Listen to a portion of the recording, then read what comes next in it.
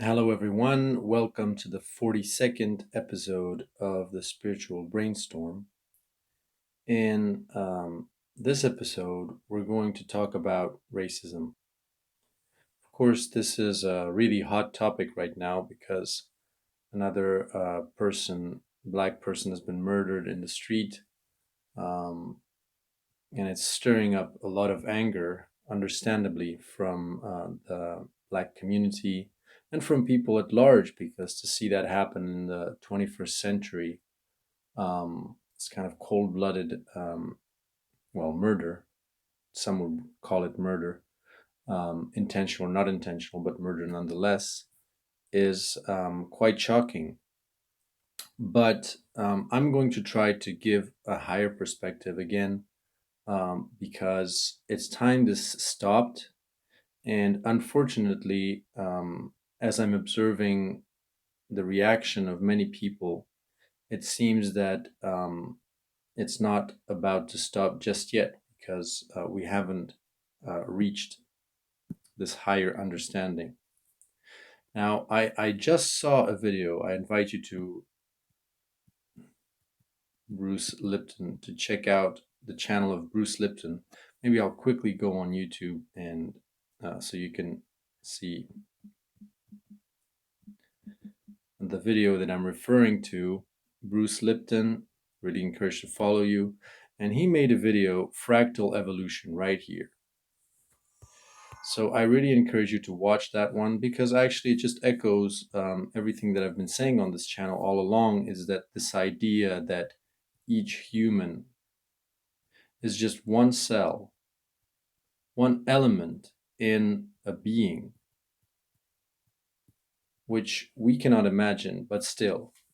And as we are about to form one integral, one being, where each of us is one cell in that being, then this type of behavior, racism, but also the kind of hate that arises against racists, both of these has to disappear. Because when you take the perspective of saying that each human is like one cell in a global organism, which is humanity, regardless of color, gender, or sexual orientation, religion, or whatever, then whenever you have a group, like for instance, black versus white, or women versus men,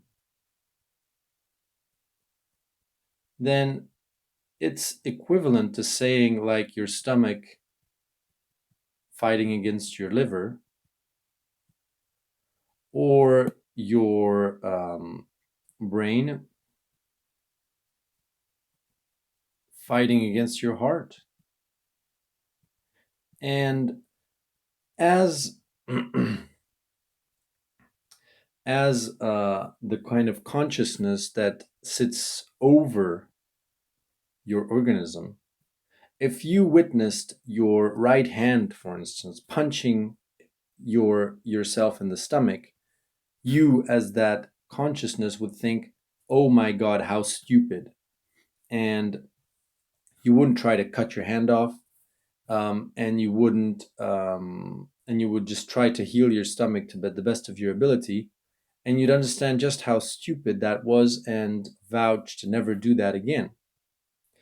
Now, if your cells, though, from their perspective, not being aware that they're part of something larger, they might act in ways that are very irrational from the point of view of, taking the view that there is one global being, that they're part of one global being.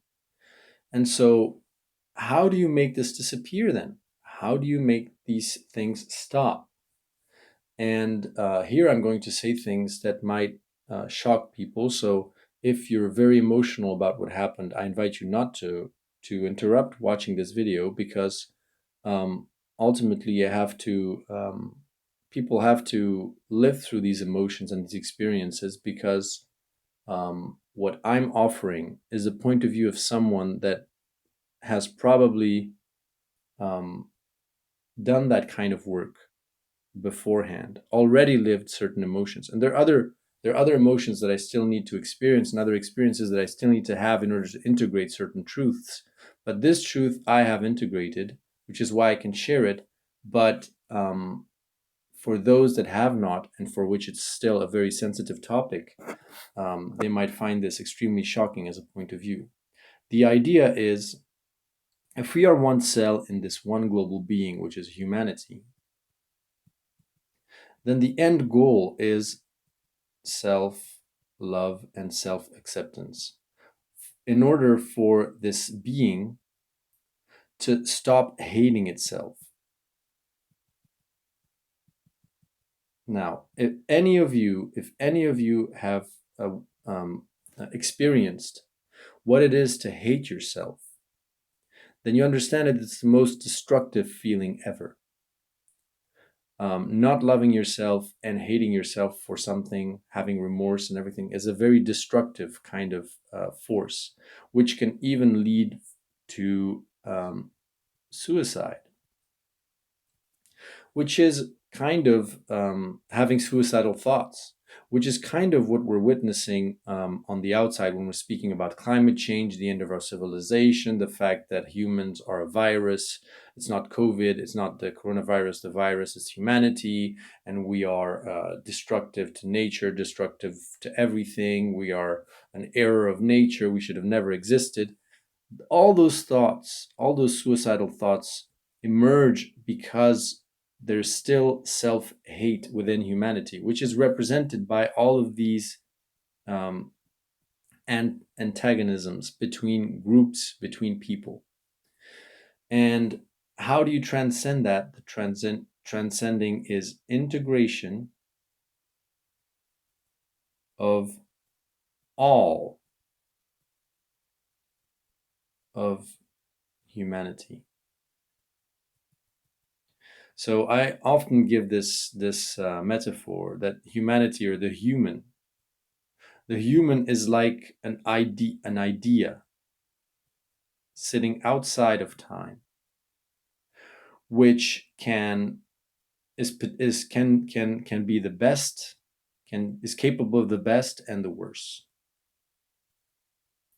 both at the same time. It has the potential for both. And you cannot remove one without removing the other. You cannot express only one without expressing the other. In the same way as a violin, for instance,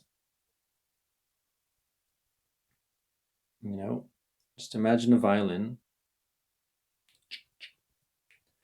Imagine that the violin is also an idea sitting outside of time, and with it you can play beautifully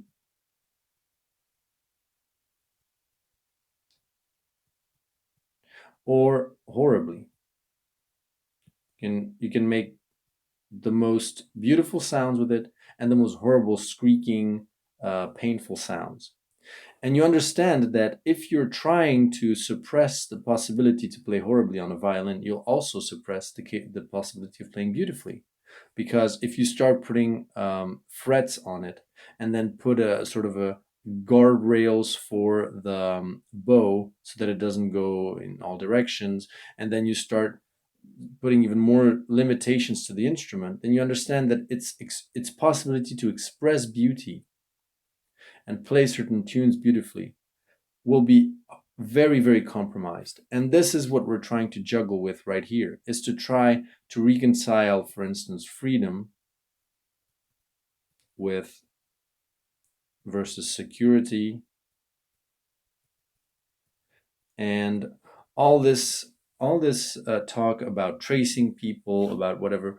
I mean, you could have 100% security if you just chipped everyone, and and if you just watch Black Mirror episodes. Very good series, by the way, Black Mirror. Then sure, we could have 100% security if we traced everything, recorded what everybody sees, and then you could, check what everybody was doing at certain point of time, and then. But imagine what kind of world that would lead to. We wouldn't be humans. We would be robots in the end.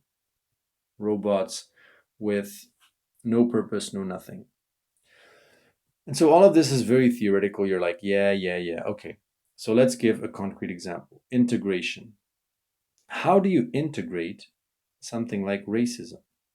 And so the idea here is for every single person, including Black people, including Asians, and everyone, to say, I am human just like everybody else. Therefore, in me, there is the potential to be racist. It is something that I am capable of. It is something that I can do as well, just as much as anybody else. I am not a saint. I'm not beyond all of these things. There is a racist in me. And the idea is okay, but how can I integrate that idea without having to express it? And that's very important. The fact that you're capable of something doesn't mean you have to express it. And when you express it, then you can express it in such a way, in such a context, which is not problematic. For instance, for the idea, for the violin, how do you express the fact of playing horribly in a context which is not problematic? Well, you play in a practice room and not on stage in front of people. A practice room. Okay? How do you express racism in a way which is not problematic? First of all, recognize that racism might be a sort of a primal animal instinct of fear faced with the unknown or the different. That is something that every species kind of has, um, especially humans in certain point in our history, actually much of our history. Whenever a certain group of humans or a tribe met another group of humans which were a little bit different, differently clothed, having different traits, they recognized that they're not of the same tribe. And then there was always this kind of moment where you didn't know if the others would draw their knives and their spears and kill you, or whether you'd start trading and exchanging goods in a sort of peaceful way. And so there is this kind of fear or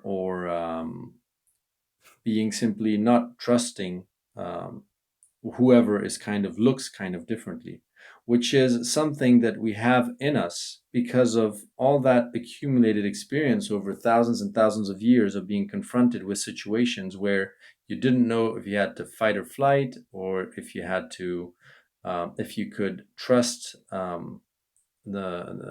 tribe that looked different, and not just based on color, also based on language, based on clothing, based on culture, based on plenty of things, religion.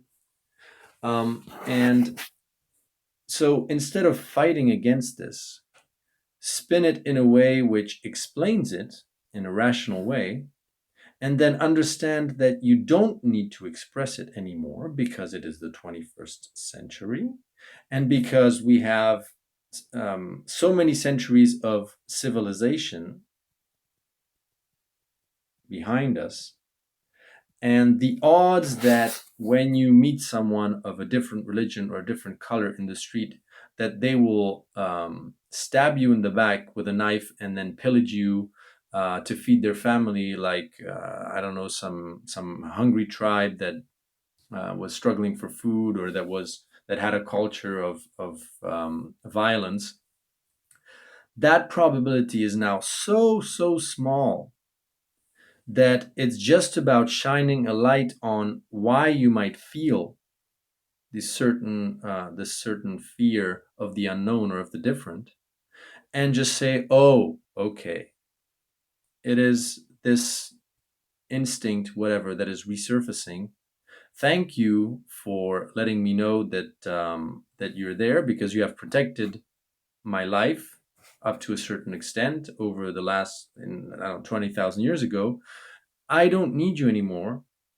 So I don't reject you. I'm not saying that you're bad or you're not meant to exist, which is the problem. And that's not integration. That is rejecting, against hating yourself. That is rejecting a part of yourself, something that is a part of humans. It is integrating it in shining a sort of, not a positive light, but at least a rational light on why it even exists, and saying it is no longer needed. And perhaps, maybe you will find yourself in a situation where it will save your life, but then you can express it in a way which is contextually appropriate for you and your level of civilization. Like if you find yourself amongst a tribe of extremist, radical, I don't know, people that practice excision of women's genital parts, then maybe using this kind of primal instinct of fear of the unknown, of these weird people, and fleeing with your daughter somewhere to a place which is more civilized, using the flight instead of the fight approach, you are not at all at odds with the 21st century civilized values and norms, which is you're not going on a terrorist war against and a murder sort of violent spree against these extremists that are practicing excision. You're just sort of, you're recognizing that this is not in corresponding to your values, and you kind of boycott it. You stop being a part of that community. You distance yourself from it. And if everybody did that, they would find themselves very quickly isolated, with no more followers, and it would just disintegrate. um, so again, um, if you really want this whole opposition between blacks and whites, for instance, to disappear, or racism to disappear, the only way, is well, not for each and every, but at least for a large majority of humans, to do what I just said. That is, recognize that they are racists. They have that in them as a possibility because they are human. They are capable of being racists. And then finding a way to not hate yourself for being that, and putting a sort of again, not a positive spin, but a rational spin on why that feeling exists. Recognizing you no longer need to express it because it's not 20,000 years ago. We're not tribes that are warring against each other anymore. And integrating it. And by integrating it, then you can transcend it. That is, you no longer need to having these experiences on the outside of people that continuously have to die, um, just so all of humanity. Basically, it's almost as if that person, person that died, has. It's almost as if he at some level, his soul has volunteered. It's like a hero volunteered to play that role of being the victim and the white man as being the perpetrator, for us to have yet another opportunity to integrate and transcend this whole dualism between racism and between blacks and whites, and blacks exiting, for instance, the identification with being victims, and white people, for instance, reconciling and transcending the fact that they are ashamed and guilty of being perpetrators. You know, this white guilt that we're talking about often. And you just stop. Both of them just stop. It's like when children are playing Indians and Cowboys, and at some point, just some of the kids saying, "I don't like this game anymore. Let's play something else." And it's not that they're saying, first we need to make things right, and we're going to switch roles, and they're just saying, "I don't enjoy the game. Let's play another game." And if you listen to all of the great men whether it's Gandhi, Martin Luther King, or uh, Martin Luther King or Nelson Mandela, they were representing that kind of thing, saying, okay, we've kind of, as humanity, we've played cowboys and Indians, we've played the game of colonizers, colon, okay, never mind, colonizers and colonized, and this whole game of pretending that there's a culture that is superior and some other cultures are inferior. And it just so happens that in this reality on this planet, it is the European culture that dominated the other ones. And but it could have been different. It could have been India invading the rest of the world. It could have been China invading the rest of the world and imposing their philosophy, their worldview.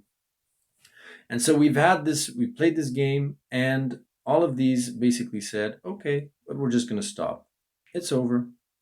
Indians are Indians, Europeans are Europeans. We don't pretend that one is better than the other.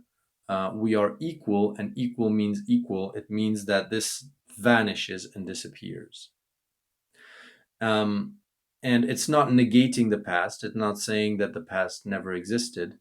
Again, it's breaking from the cycle of hating yourself and integrating self love, integrating all that you are, recognizing that you don't need to express certain things in a certain way. For instance, imagine that that is exactly how our bodies formed, by trial and error, where the stomach inadvertently, for instance, digested part of the other organs because it didn't know how to create a sort of a membrane to protect its acids from spilling over.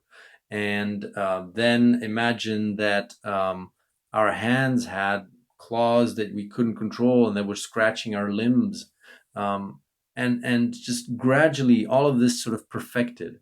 And I'm not saying these are just examples, of course, which might sound ridiculous, but don't forget that large organisms like we are, with trillions of cells in our bodies, emerge gradually from the assembling of smaller cells that decided to create something bigger than the sum of their parts. And ultimately, they experienced the same thing as we are experiencing now. They were also eating each other in the ocean before. If you can even observe it now. You can just take a microscope and zoom in into what happens with unicellular organisms out in the ocean, and you'll see that they're competing for resources. They're eating each other. They're being violent to each other. They identify between friend and foe.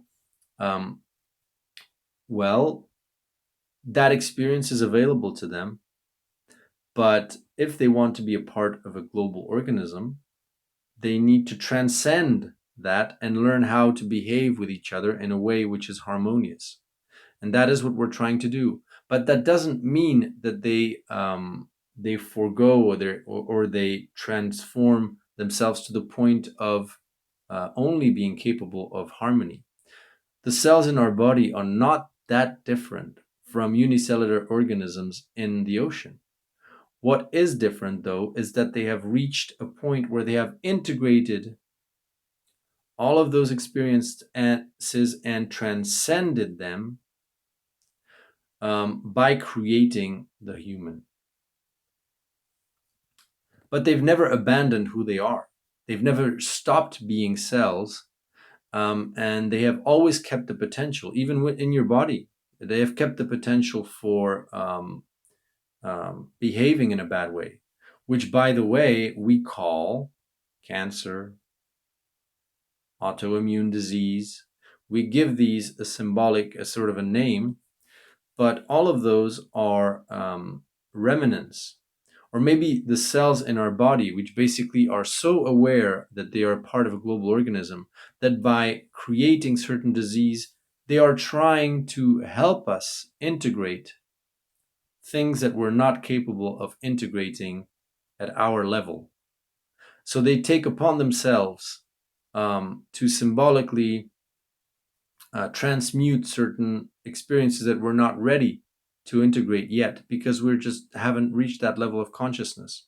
So they will create a cancer, for instance, or an autoimmune disease to people that are so stuck in hating, for instance, a white person hating black people, or a black person hating white people, or men that hate women. They will, our the cells will take it upon them to manifest a certain disease, to try to, how should I say, almost like signal or give a hint to the unconscious of that person, saying, please snap out of it. It's enough. You need to integrate that. You need to go past that. You need to transcend those things, because you are the combined enmities or oppositions, the combined oppositions between different parts of humanity amount to these kind of these obstacles for the global organism of humanity of functioning properly. And the reason why they are being exacerbated to a point where everybody can see them now.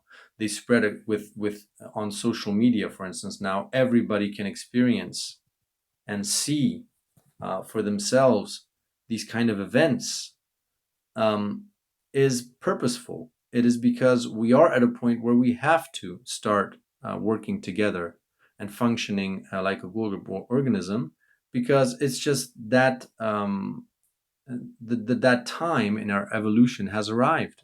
Just like, at certain point, a tree grows fruit, or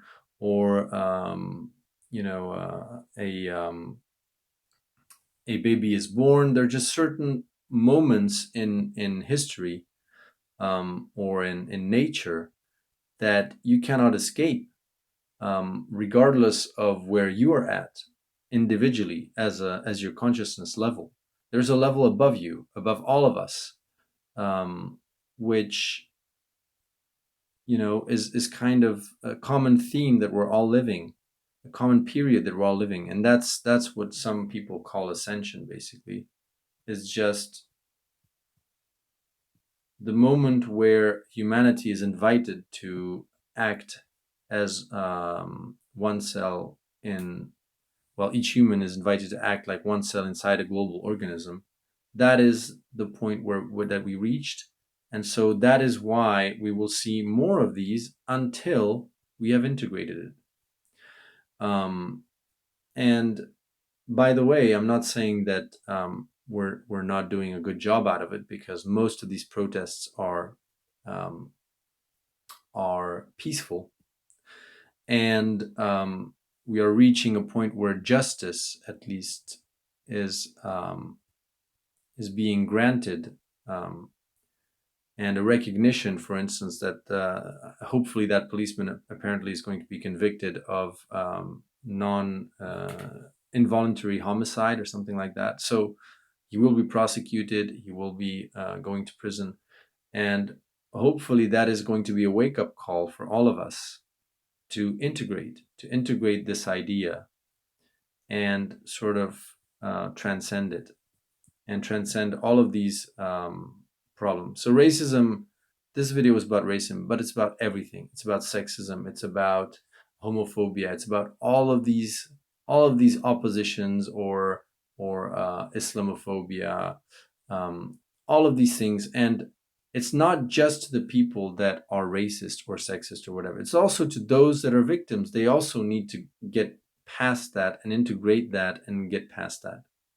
It is not just one uh, part here in the equation that needs to change. It is both. It is not just men that need to start hating women. It is also women that need to start hating themselves, and thinking that they are less than men, or constantly comparing themselves to men.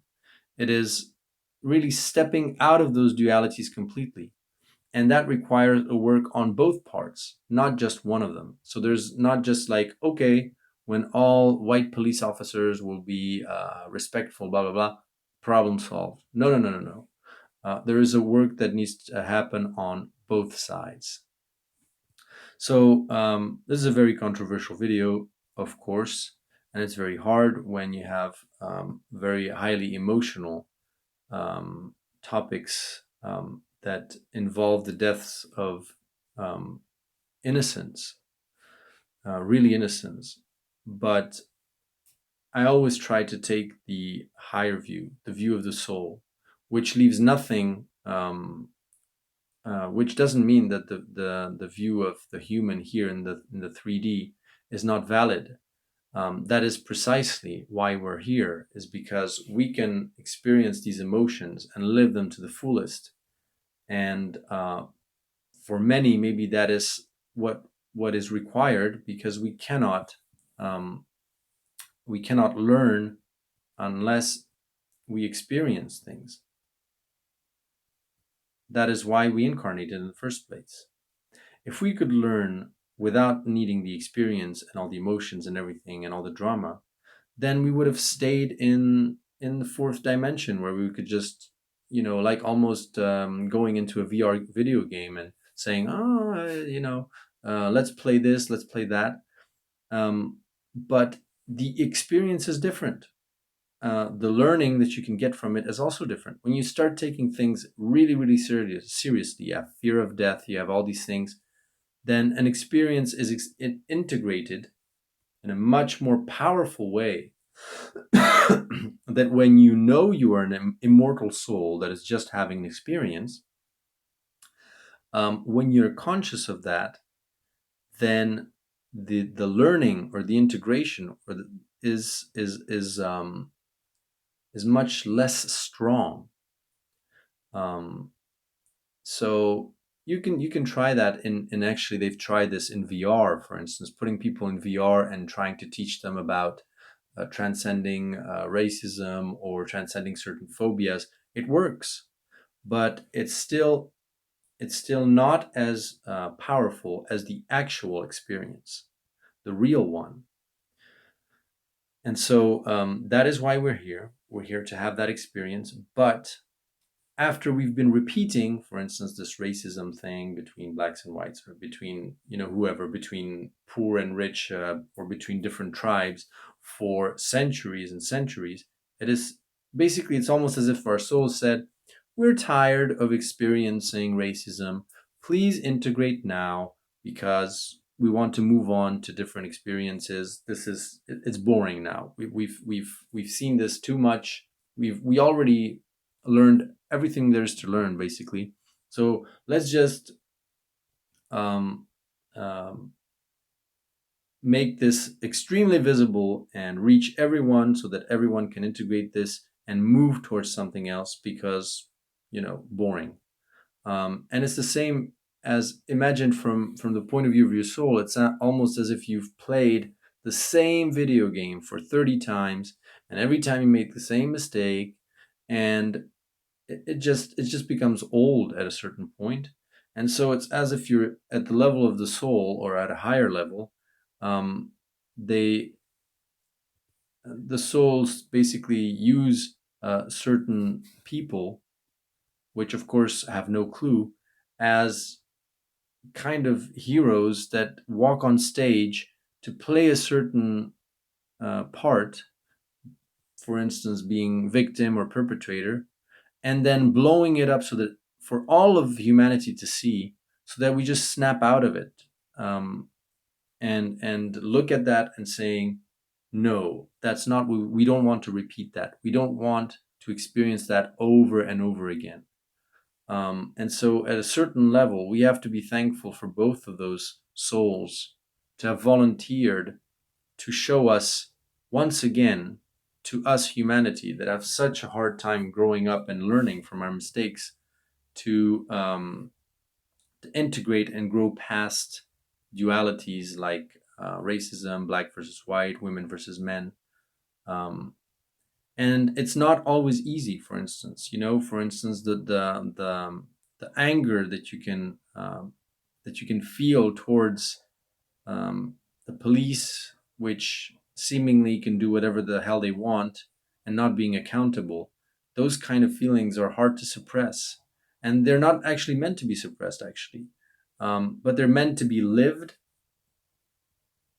experienced, and then you recognize that you don't necessarily want to feel like that, and then you try to find a strategy, a way for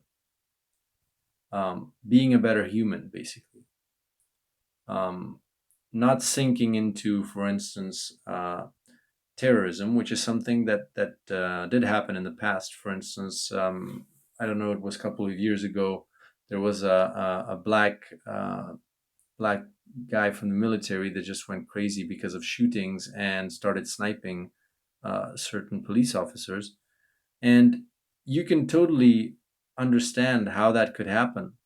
Um, if you when you watch those kind of videos, you definitely feel anger, because you can imagine if it was your brother or your father, the victim, and the sense of this feeling of powerlessness in that kind of situation.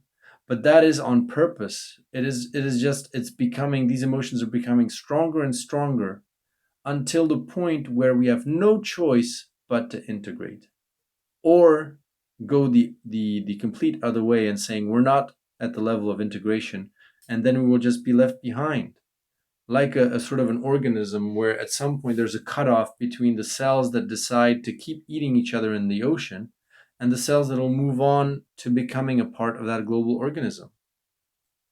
And again, there's nothing wrong with that, because ultimately it's just an experience. But for all those that are tired of this racism and everything, it's important to share the door, to show them the door, the way out, um, of this kind of duality, because it's not about identifying with one camp or the other, or feeling guilty if you're white, or feeling hateful and angry if you're black. It's about taking the higher view and recognizing that ultimately this disappears. We're just a human. We are all capable of racism, and we're also capable of being victims of racism. And then integrating, transcending. So I hope this video was useful. Sorry, it has been on nearly 40 minutes, but it is a sensitive topic, and I just wanted to throw in my 5 cents worth from a more spiritual or higher point of view.